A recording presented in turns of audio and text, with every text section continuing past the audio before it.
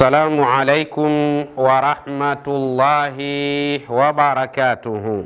Wa alaikum salam wa rahmatullahi wa barakatuhu. Naam, ndugu zangu, kama ilivyo ada na kawaida, leo ni siku nyingine tena tunaendelea katika darsa zetu, na hasa katika fani za aina mbalimbali. Na leo tunakwenda kuichambua kipengele kimoja kimoja hadithi ya Bwana Mtume Muhammad sallallahu alayhi wasallam, hadithi ambayo bila shaka itatupa maalumati yaliokuwa mazuri kabisa biidhnillah subhanahu wa ta'ala.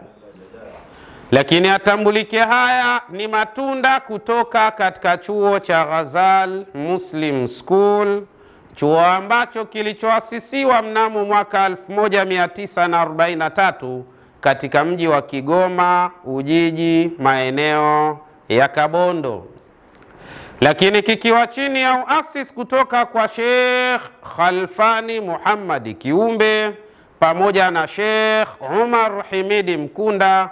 Tunamuomba Allah subhanahu wa ta'ala ajalie makaburi yao yawe ni viwanja miongoni mwa viwanja vya peponi, Allahumma amin. Lakini kadhalika tukiwa chini ya silsila na taaluma kutoka kwa Sheikh Mustafa bin Sheikh Khalfani Muhammad Kiumbe pamoja na Sheikh Dabasi bin Sheikh Khalfani Muhammad Kiumbe, tunamuomba Allah subhanahu wa ta'ala awape umri mrefu kabisa wenye kheri, salama, amani na mafanikio, kwa kuwa wao wametufunza sisi haya, nasi tunakumegea kidogo katika yale ambayo tumeyasoma kutoka kwa mashekh zetu. Ndugu zangu, bila shaka tuna wajibu sasa wa kutoa ilmu, kwa sababu tumebaini kwa sasa kuna watu ambao wamejipa sifa ya udai,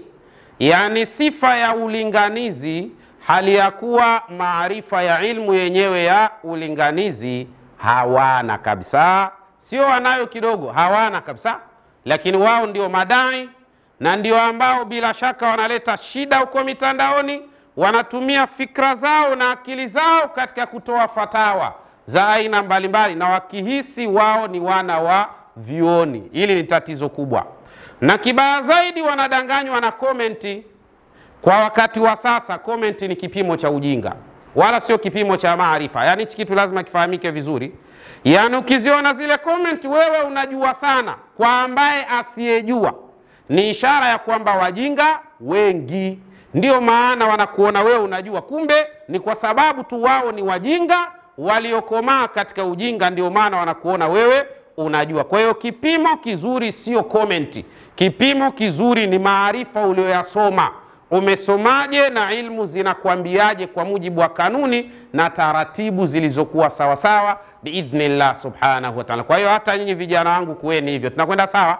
Usibweteke na komenti, wewe ndo shekhe sana, wewe ndo unajua sana, wewe ndo ulobakia Tanzania, hakuna shehe mwingine bali ni wewe. Uongo mtupu, wanakudanganya. Na ni kwa sababu hao wanakusifia hivyo, ukiwauliza wewe umesoma mpaka mustawa gani, hata alifu hajui, alafu yeye ndo anaona wewe ni shekhe mkubwa sana. Ndio hivyo tunasema. Kwa hiyo comment ni vipimo vya ujinga, sio vipimo vya maarifa katika hali za namna hiyo. Tunakwenda sawa? Aywa. Sasa tuende katika hadithi ya Bwana Mtume Muhammadin.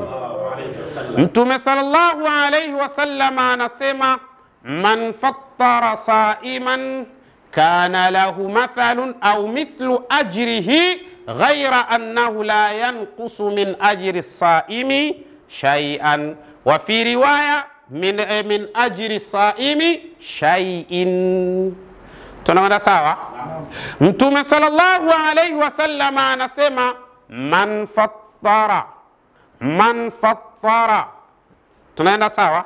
Nyie mmesoma sarfa, mnaelewa hapa. Ikiwa fattara aslul kalima fatara, hadha fi'lu thulathi almujarrad fazida fihi at-ta'u litakthiri min jinsi aini fi'lihi baina fa'il kalimati wa ainil kalima fasara fatatara.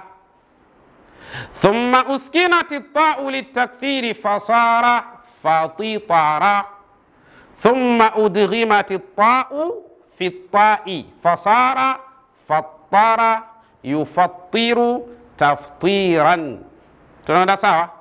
Hai hadithi ukitazama pale aliposema Bwana Mtume Muhammadin man fattara, yani maana yake yoyote yule ambaye atakayemfuturisha siku baada ya siku, kwa maana mara nyingi akawa kazi yake yeye anafanya tukio la kufuturisha, sio leo tu basi, kesho hujui huyo ulomfuturisha leo anafuturu nini na huna mpango.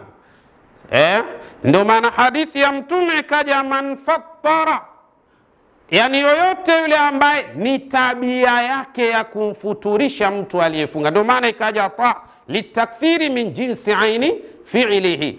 Nyinyi mnajua sarfa, nasema waqad yakunu fil fi'li waqad yakunu fil fa'ili waqad yakunu fil maf'ul bihi. Sawa? Sasa man fattara fil fi'li ni katika tendo lilo la kumfanya mtu awe anaftari kilichotokana na wewe. Kwa hiyo kufutarisha sio lazima umwite mtu njoo nyumbani tule pamoja. Inawezekana huko huko alipokaa umemfutarisha katika hali za namna hiyo. Ndio man fattara saiman. Tunaona sawa? Tunafahamiana?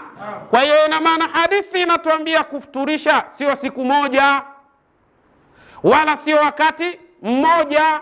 Kumbe kufuturisha inataka iwe ni tabia yako ya wewe kufanya hivyo, yom baada yom, sanata baada sana, siku baada ya siku, mwaka baada ya mwaka, yawe ni matendo uliojiwekea katika hali za namna hiyo. Tunaona sawa? Tunafahamiana? Kwa hiyo mtu kafuturisha siku moja anakurupuka mtu hajui hadithi inasemaje, anasema yule aliyefuturisha watu ambao wanaojiweza, basi huyo bila shaka anapata madhambi. Wewe umetoa wapi hukumu za ugoko namna hiyo? Sharti la kufuturisha ndio hilo. Kwa maana ukimfuturisha yule ambaye anayejiweza, manake wewe umpata madhambi. Unatoa wapi maneno ya namna hii? Hukumu gani hiyo? Unaipata wapi? Hii ni hatari sana. Kwa lazima watu tuwe makini. Ukitazama jambo la namna hiyo, ni ile watu wanaangalia comment, wewe ndio shehe sana. Sasa huyo kalisema wewe shehe sana, katoa wapi? Kwa ilmu gani imemuongoza yeye katika hilo? Kama soya kwake ya kichwani, akiulizwa hilo umelipata wapi, hana mahala alipolipata. Ni shida. Kwa lazima tuyafanye majambo katika mustawa uliokuwa sawa sawa. Tunakwenda sawa? Aiwa. Sasa leo mimi nitakaa sana hapa. Man fattara, yoyote yule ambaye itakayekuwa ndio tabia yake ya kumfuturisha mara kwa mara nyingi anafanya matendo haya, anamfuturisha nani? Saiman, yoyote miongoni mwa watu waliofunga. Kwa nini natafsiri hivyo? Tutakuja kuona hapa. Saiman, yoyote miongoni mwa aliyefunga.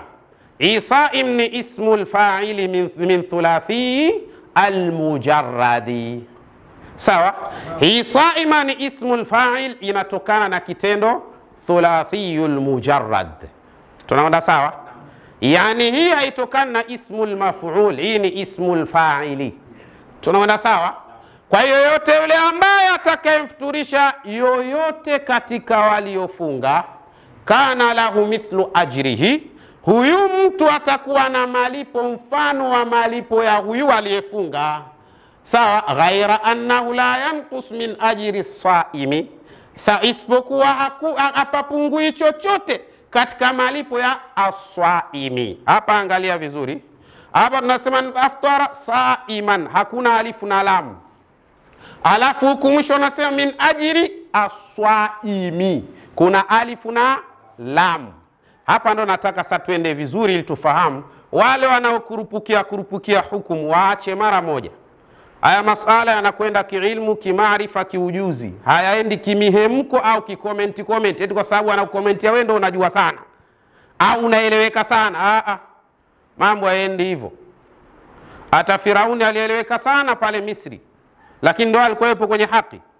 Maana kuna watu wako hivyo, yani anaona kwamba kule anavyoeleweka ndio kasimama kwenye haki. Mmoja katika wasemi anasema idha sakata ahlul haqqi dhanna ahlul batili annahum ala alhaqi, pindi ambapo wanapokaa kimya wale watu walio katika haki, basi hapo hudhani wale waliokuwa katika batili ya kwamba ndio wapo kwenye haki yenyewe. Mambo ni hatari sana. Watu wa haki wakikaa kimya, basi huleta dhana watu wa batili kwamba pale walipo ndio wapo kwenye haki yenyewe, kwa sababu tu walio katika haki wamezikaa zao kimya. Kwa hiyo kuna watu katika madai wako hivyo, yeye ni dai ambaye hajui chochote, lakini anataka kuonyesha kwamba yeye ndio mufti mwenyewe. Matatizo makubwa sana haya. Sasa sikiliza, mimi leo nitaichambua hii, sawa?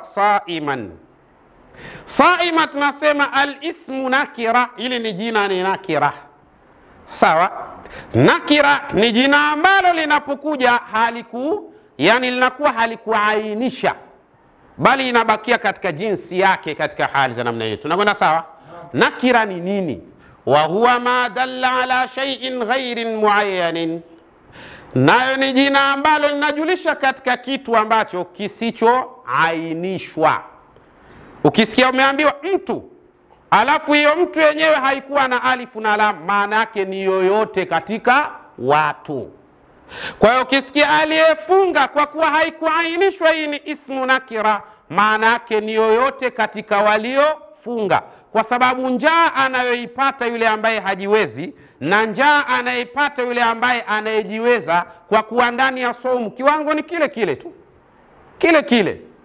Hapa tofautiani, kwa sababu huyu anajiweza kwamba ile saumu aliyofunga ndio itakuwa haimchukui. Maana yake ni kuwafanya watu wawe sawa sawa katika hisia katika mazingira kama haya. Sasa wewe unasema ukimfuturisha mtu mwenye kujiweza ni makosa, unakwenda umepata madhambi. Nani kasema hayo maneno? Kasema maneno hayo nani? Sema ukimfuturisha asiyojiweza ni vizuri zaidi.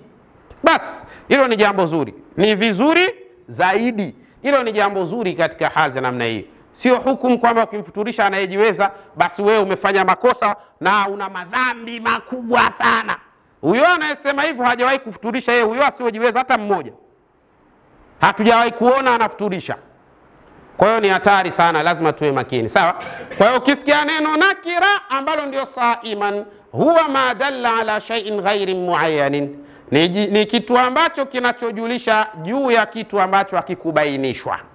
Kwa hiyo Mtume akubainisha man aftara saiman miskinan, atakayemfuturisha mtu aliyefunga lakini maskini. Hakusema hivyo Bwana Mtume Muhammad. Kwa hiyo ameacha saiman kwa sababu wanaweza wakafutarishwa waliojiweza na wanaweza kufutarishwa wasiojiweza. Hiyo ni amu. Mnajua nakira, nyewe mmesoma balagha, katika hizi tanwini mnazijua. Saiman, yani hizi tanwini zimegawanywa katika sehemu 21 katika aghradu at-tanwini kwa mujibu wa watu wa balagha. Moja katika hiyo ni dallatu ala tanwini, yani inajulisha aina zao zote, anayejiweza, asiyejiweza, mwanamke, mwanamume, mtoto, mkubwa, kijana, mzee, ndio dallatu ala tanwini. Ndio maana ikaja saiman kwa tanwini. Tunaona sawa? Tunafahamiana? Kwa hiyo tunakurupukia mambo kutoa hukumu ovyo ovyo tu bila kusoma. Ukiuliza nini, watu wanakomentia wewe ndio mjuzi sana. Hakuna vitu nani. Bal dalla lafdhu ala musamma sha'i'in fi jinsihi min ghairi tahdidin. Bali ukisikia nakira maana yake nini? Ni ile ambalo tamko lake linajulisha sha'i fi jinsihi, yani yale yaloenea katika jinsia yake. Jinsia ya mtu aliyefunga wote, awe tajiri kafunga ndo jinsia hiyo hiyo, awe maskini kafunga ndo jinsia hiyo hiyo, awe mdogo kafunga ndo jinsia hiyo hiyo, awe mkubwa kafunga ndo jinsia hiyo hiyo, awe mwanamke kafunga ndo jinsia hiyo, ndivyo jinsi ilivyo. Ndio maana ikaja saiman katika hali za namna hiyo, nakira hiyo. Tunaona sawa? Tunafahamiana? Haya, an-nakiratul amma, na nakira zimegawanywa katika aina kadha. Mimi nitasema aina chache tu. Kuna an-nakiratul amma, kuna ile nakira imekusanya vitu vyote kwa ujumla wake. Wa hadha an-naw'u amun, ay annahu la yushiru ila ayi takhsisin, ya kwamba hii tunaposema nakiratul am maana yake ni ile ambayo la yushiru ila ayi takhsisin, haitoi ishara yoyote inayoonyesha hapa kuna kuhusishwa, haina ishara ya namna hiyo. Sawa, fahiya nakiratun mahaddah, nayo inaitwa nakiratul mahaddah. Maana yake ni nakira ya wazi ya moja kwa moja, haihusishi katika hali za namna hiyo, kama jinsi ambavyo unaona man aftara swaiman. Sawa, hii ni mahaddah la yakhtas, haihusishi kwamba saiman miskinan, kwamba aliyofunga miskini, haihusishi hivyo. Hii ni saima, ni yoyote aliyefunga kwa mujibu wa sharia anaingia katika hadithi hii. Akifuturishwa mtu anapata thawabu mfano wa namna ambayo aliyepata thawabu huyu mfungaji mwenyewe kwa mujibu wa Mtume Muhammadin. Tunaelewana vizuri? Kwa wasitokee mtu anakuambia ukimfuturisha mtu anayejiweza unapata madhambi. Muongo mkubwa huyo. Mwambie tupe hiyo hukumu umeitoa wapi? Sio nadanganya watu. Mwambieni akupe hiyo hukumu ameitoa wapi? Mizani gani imempa yeye kutoa hukumu hiyo? Sio tunatoa tu hukumu bana. Ndio maana nasema tuepukane sana na tujitahadhari sana na komenti za watu katika klipu zetu. Sababu komenti ndio zinawapoteza watu wengi sana. Najihisi shekhe kumbe hamna kitu. Kwa sababu komenti jinsi ilivyo, ana komenti mtu mjinga. Kwa hiyo kwa kuwa yeye ni mjinga, hajui kitu, atakuona wewe ndio mwanachuoni mwenyewe. Kwa hata comment wallahi unaeleweka sana, yani katika mashehe hapa Tanzania wewe tu ndo shehe, atakwambia hivyo. Lakini anayekomenti ana maarifa gani? Ni mjinga. Kwa hiyo comment ni kipimo cha wajinga wengi, ndio maana yake. Tunaelewana vizuri eh? Haya, tunakwenda an-nakiratul khassa. Kuna nakira lakini inakuwa ni khas, ni maalum, yenyewe inahusisha. Maana yake yakrubu hadha an-naw'u fi dalalatin min al-ma'rifa. Hii aina ya nakira inapokuwa khasa inakaribia aina hii kwa dalili za maarifa. Walidhalika, kwa sababu hiyo, yumkinu an tuamila muamalatuha, ina uwezo ikafanya kazi namna ya vile inavyofanya kazi nini? Maarifa, katika hali za namna hiyo. Tunakwenda sawa? Wadhalika, na kupatikana kwa hayo yani inamaanisha annahu yumkinu an takuna nakira, inawezekana ikawa nakira nini? Mubtada, ikawa ni nini? Ni mubtada. Lakini nakira ikawa ni nini? Ni mubtada. Tunakwenda sawa? Au sahibal hali, au ikawa ni sahibul hali. Sawa? Hapa sasa inakaribia kuwa nini? Maarifa. Tunakwenda sawa? Au ghairi dhalika au ghaira dhalika, au tofauti na hayo, min alhalati allati la yumkinu an takuna illa lilma'rifa, kutokana na tofauti na hayo miongoni mwa hali ambazo haziwezekani kwa hali hizo an takuna illa lima'rifa, kuwa katika hali hizo isipokuwa zinakuwa kwa maarifa. Wa yumkinu an yatahawala nakratu min nakirati amma ila khassa, lakini kuna wakati inawezekana ikahama nakira kutoka kuwa ni nakira na amma ya maana iliyokusanya ikaenda kuwa nakira khassa katika hali za namna hiyo, fi iddat halat, katika hali tofauti tofauti ambazo hizi zinazokuja. Sawa? Hali ya kwanza ambapo nakira ikiwa ni nakira ambayo ni mahadha au al-amma, inaweza kubadilika ikawa nakira al-khassa. Wakati gani? Katika hali zifuatazo. Moja, an takuna mudafan lafdhan au takdiran, ni pale ambapo inapokuwa ni mudhaf kwa matamko yake au kwa makadirio. Kwa hiyo inapokuwa katika hali an takuna mudhafan lafdhan au takdiran, ni pale ambapo inapokuwa ni mudhaf kimatamshi au kimakadirio. Kwa hali ya namna hiyo sasa, ili neno ambalo ni nakira linabadilika kutoka kuwa nakiratul amma ila nakiratil khassa, kwa sababu inakuwa inakaribia kuwa maarifa katika hali za namna hiyo. Ukitazama hii saiman wala haipo katika mfumo huo. Tunaona sawa? Aya, lakini kadhalika an takuna mausufan lafdhan au takdiran, wakati fulani ilibadilike kutoka kuwa nakiratul amma ila nakiratil khasa, ni pale ambapo inapokuwa hiyo nakira yenyewe mausufan, sawa, ikiwa ni manuuta, kwa maana ndio anayesifiwa lafdhan au takdiran, imma awe anasifiwa kimatamko au awe anasifiwa kimakadirio. Ukitazama ifattara saiman haimo katika mfumo huu wa mausufan lafdhan au takdiran. Anayekuja kufasiri kwa maana atakayemfuturisha maskini, umetoa wapi wewe? Umetoa wapi? Wapi umeyatoa maneno haya? Sikiliza sasa. Au sehemu ya tatu, antakuna isman musaghara, au liwe ni jina ambalo ni musaghar, yani katika asma'u tasghiri, sawa, Qulaimun kwa maana kijikalamu na mfano wa asma'u tasghiri yale.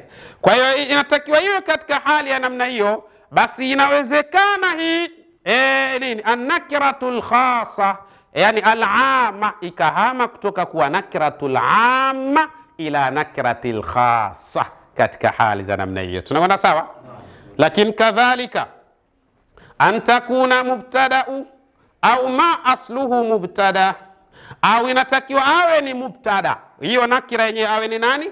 Ni mubtada, au ma asluhu mubtada, au iwe asili yake ni nani? Ni mubtada, wa khabaruha shibhu jumlati, na khabari yake ni shibhu aljumla. Ikiwa katika hali ya namna hii pana uwezo wa kubadilika nakira kutoka kuwa al-amma ikaja kuwa nakira al-khassa katika hali za namna hiyo. Kwa ukihusisha lazima utuambie umetumia kanuni gani hapa katika hadithi hii ya bwana mtume Muhammadin sallallahu alayhi wasallam. Lakini kadhalika namba 5 tunasema antaka baada nafi au istifham, ili kadhalika nakira iweze kubadilika kutoka kuwa nakiratul amma ila nakiratil khassa. Maana yake antaka baada nafi ni pale ambapo hii nakira inapokaa baada ya adatun nafi au istifham, au ikakaa baada ya adatul istifham. Hapa inabadilika kutoka kuwa amma kwa maana imekusanya majambo yote, inakuja kuwa maalum sasa, khas, inahusisha katika hali za namna hiyo. Tunaona sawa sawa. Lakini namba 6, antakuna sifatun nabitun an mausufiha, iwe ni sifa ambayo iliyotokana na kilichosifiwa. Tunaelewana vizuri? Antakuna sifatun nabitun an mausufiha, iwe ni sifa ambayo iliyotokana sifa hiyo kutokana na kinachosifiwa. Hapo inahama nakira kutoka kuwa al-amma inakwenda kuwa al-khassa katika hali za namna hiyo. Tunaelewana vizuri? Sasa itazame saima, imepita katika hatua hizo? Bado kabisa, wala haipo kabisa katika hali za namna hiyo. Namba 7, an yuqsada biha du'a'u, ikusudiwe hiyo nakira ya kwamba hii ni dua, ni kuomba, ikusudiwe kuomba. Ikiwa imekusudiwa kuomba, inawezekana nakira ikahama kutoka kuwa nini? Al-amma na inakwenda kuwa al-khassa. Sasa man aftara saiman, je, wewe unaionaje? Ipo katika hatua hiyo? Sasa huyu anayetafsiri kwamba atakayefuturisha maskini ametoa wapi? Hata vitu vya ajabu ajabu ambavyo havimo kabisa bwana. Sasa katika mazingira kama haya, sawa. Namba 8, antakuna min al-asma'i allati laha sadara, iwe hiyo sasa nini nakira iwe ni miongoni mwa majina ambayo majina hayo yana chimbuko. Kwa mfano ukisema al-ustadhu, sawa, ukasema ustadhun, ustadhu ni mwalimu, ukasema saimun kwa sababu ni ismu lahu sadara, sawa. Haya, katika hali za namna hiyo inaweza kubadilika kutoka kuwa katika hali kwenda katika hali nyingine katika mazingira kama haya. Kimaarifa sasa ukizitazama hizi zote, ukatazama man aftara saiman, hakuna hata moja imeingia katika hali za namna za tahwili min al-amma ila al-khassa, hakuna, bali hii inabakia kuwa ni khassa ni maalum kabisa. Yoyote atakayemfuturisha yoyote katika waliofunga, hii inabakia katika jinsi yake. Jinsia yake ni nini? Ni yoyote aliyefunga, awe mwanamume, awe mwanamke, awe tajiri, awe maskini, awe mtoto, awe mkubwa, basi huyu maadamu ni mtu aliyefunga, wote hao wanaingia tahta hukmi alhadith, chini ya hukumu ya hadithi ya Bwana Mtume Muhammad. Kwa hiyo tusiwe watu wa kurupuka tu. Mtu kajiwekea utaratibu wake, kafuturisha wenye hela, wewe unasema amefanya nini sasa? Wewe umefanya nini sasa? Wewe hapo ulipo umefanya nini? Kwa nini yeye tu ndio akafanya nini? Wewe tuna maajabu sana katika hali za namna hiyo. Sasa hapa nataka niseme malizia hapa, alafu nije hapo nimalize darasa langu. Kuna vitu vinavyoitwa tahwilu nakirati ila maarifa. Kuna wakati nakira inaweza ikabadilika kutoka nakira na kwenda kuwa maarifa. Tunakwenda sawa? Yumkinu tahwilu nakirati ila ismi maarifa.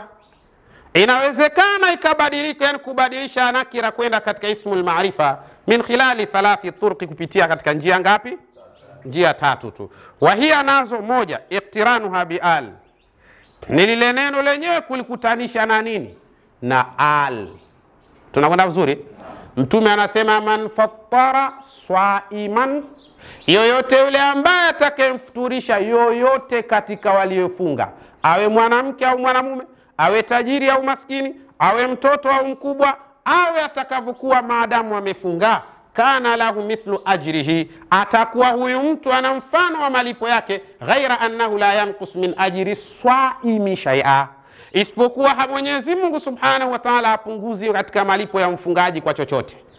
Sasa angalia neno ila mwisho limekuja as-saim lina alifu na lam, kwa sababu tayari huyu mtu ameshafanyaje? Kaisha futurishwa.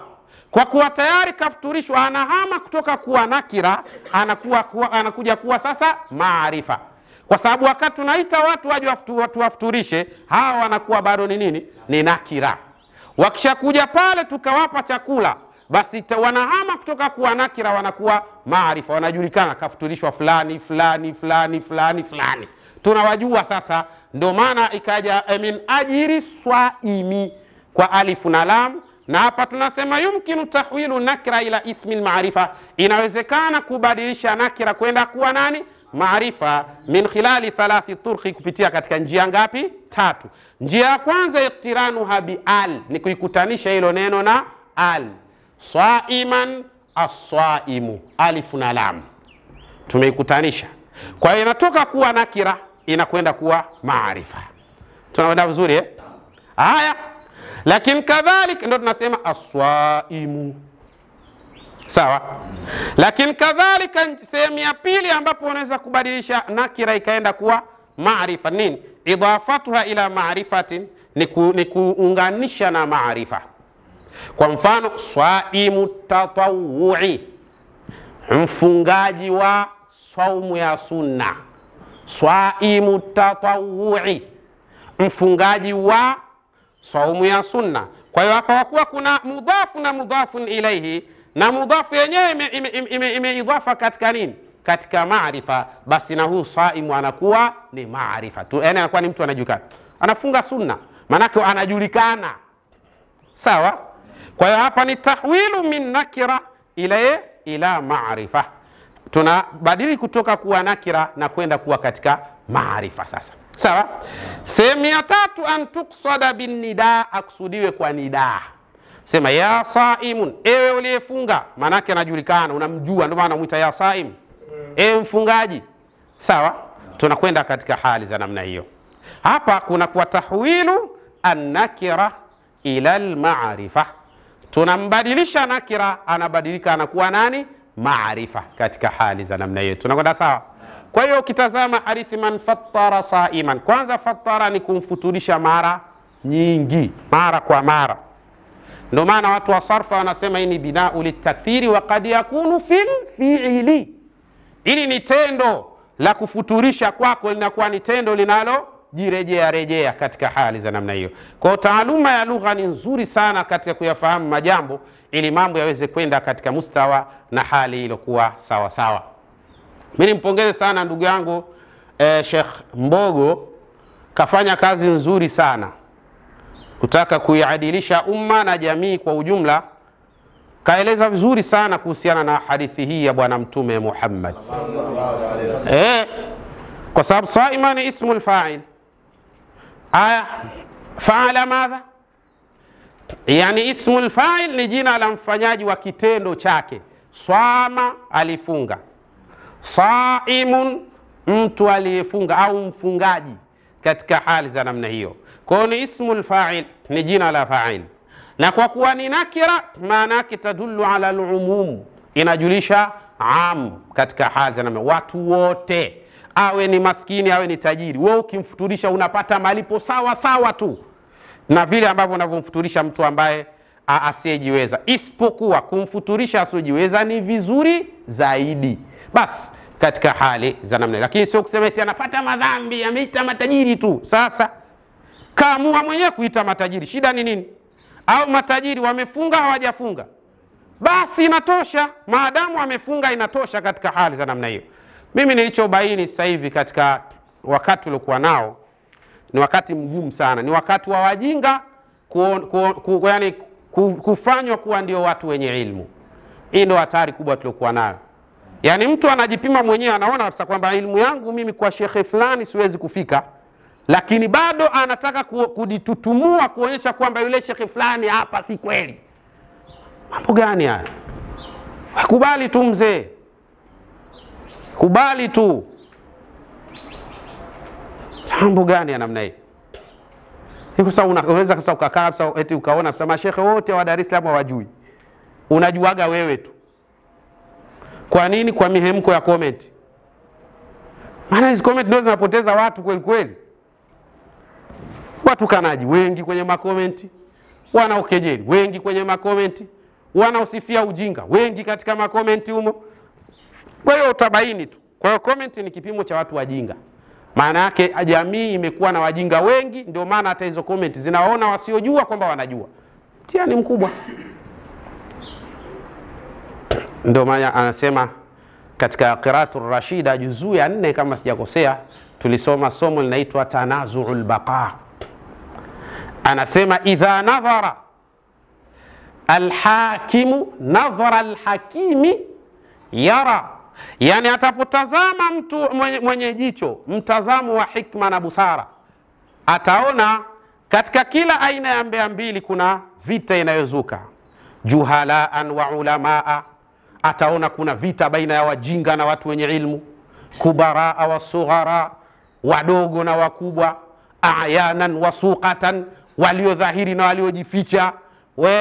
Fatara alharba baina alharbin ala alharbi ala alharbi, utaona ni vita juu ya vita juu ya vita juu ya vita. Ukisoma Tanazu'ul Baqa utabaini hiyo ndio iko hivyo. Sasa hivi ni ugomvi baina ya wenye ilmu na wajinga. Ndio mambo yali. Sio sasa hivi kwamba wajinga watafute maarifa kwa wenye ilmu. Maana yake sasa hivi ni wajinga ndio wanapambana na wenye maarifa.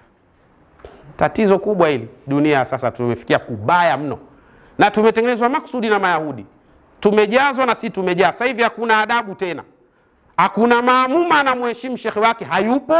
Sasa huo ndio Uislamu. Hakuna tena maamuma anamheshimu shekhe wake, hakuna. Hakuna mjinga ambaye anataraji maarifa kutoka kwa shekhe wake, hakuna. Maana kila mjinga naye anajua. Si matatizo makubwa. Yani sasa hivi hakuna mtu anayekubali kwamba mimi sijui, hayupo. Matatizo haya. Inshallah Mwenyezi Mungu tunaomba atujalie kila la kheri. Na mwisho kabisa niseme ya Rabbi, na kuomba warehemu wazazi wetu pamoja na mashekhe zetu. Ya Allah, tunayafanya Mola wetu ikiwa tunapata thawabu. Ya Rabbi, tunakuomba thawabu zetu wapelekewe wazazi wetu pamoja na mashekhe zetu, kwa wao ndio chachu ya sisi kuyajua haya, kwa hurma na utukufu wako ya Allah ya Rabbal Alamin. Assalamu alaikum wa rahmatullahi wa barakatuh. Wa alaykum assalam wa rahmatullahi wa barakatuh. Na mwalimu Saidna Yusuf, ya Allah, tumepata darasa hili, tumesoma vizuri na tumeelewa. Sah. Lakini nina swali hapa.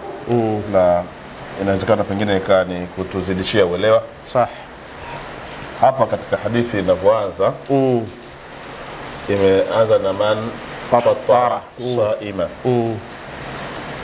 kwa mujibu wa hadithi na hii harufu ya man, maana yake inatuambia pia kama yule ambaye anafuturishwa, naam, kwamba ni yoyote, sah, ni sawa sawa na kutuambia kwamba na yoyote pia anayo nafasi ya kufuturisha, kwa sababu imekuja man, imeanza man, maana yake hii yoyote ni kwa mfuturishwaji na yoyote pia kwa mfuturishaji.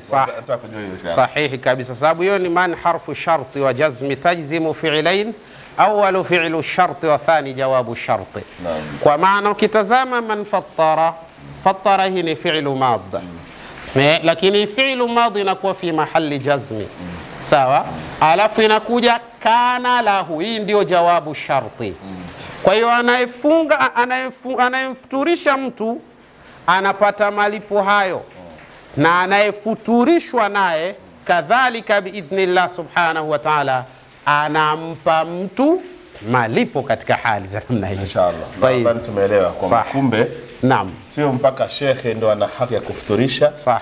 Ni mtu yoyote ambaye anakayeweza kufuturisha naye anaingia kwenye hadithi, na ni mtu yoyote ambaye anaweza akafuturishwa maadamu atakuwa ni saiman, na pia anaingia kwenye hadithi. Sahihi kabisa. Shukrani sana mwalimu. Ilikuwa ni hilo tu. Inshallah. Asante.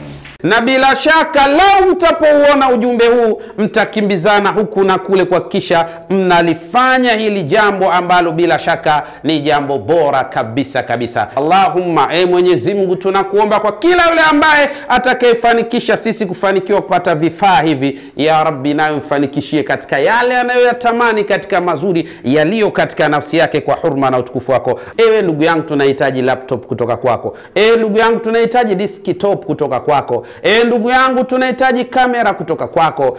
Ndugu yangu, tunahitaji stendi, mataa, ili ofisi yetu na kadhalika studio yetu iweze kuwa imara zaidi. Boreshaji ni nani? Ni wewe ndugu yangu, na bila shaka unaweza pale utapoamua kulisimamia hili. Lakini kuna yule ambaye anasema mimi uwezo wa kamera sina, lakini changu kidogo ninaweza. Tutafute kwa namba hizo, insha Allah tutapokea mchango wako, na bila shaka tutanyanyua mikono kumwambia Mola wetu, huyu sio tajiri bali ameyafanya haya kwa mapenzi katika dini yako. Mola wetu, ya Rabbi nawe mpe mazuri kwa hurma na utukufu wako ya Allah ya Rabbal Alamin.